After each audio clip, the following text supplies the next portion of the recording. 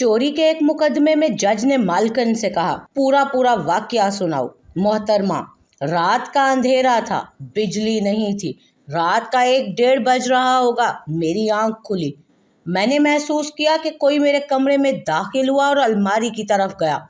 जज, तुमने पुकारा क्यों नहीं फिर उसे? मोहतरमा, मैं समझी मुन्ने के अब्बा हैं। जज, फिर? मोहतरमा, फिर कपड़े निकालने और फेंकने की आवाज़ आई। जज, तुमने तब भी नहीं पहचाना? मोहतरमा, नहीं, मैं समझी मुन्ने के अब्बा हैं। जज, फिर क्या हुआ? मोहतरमा, फिर मैंने आवाज़ दी, उसने कोई जवाब नहीं दिया। मैं गुस्से से उठकर गई तो वो सोफे के पीछे दबक गया। जज, तुमने फिर भी नहीं पहचाना? मोहतरमा, नहीं, मैं सोफे पर बैठ गई और वो सोफे के पीछे दुबका रहा। मैं समझी मुन्ने के अब्बा ही हैं। जज चिल्लाया और पूछा, आखिर तुम्हें कब पता चला कि वो मुन्ने के अब्बा नहीं हैं? मोहतरमा, आखिर जब मैं गुस्से से उठी, उसका कॉलर पकड़कर सोफे के पीछे से निकाला और मारने के लिए जैसे ही हाथ उठाया, उसने भी हाथ उठाया।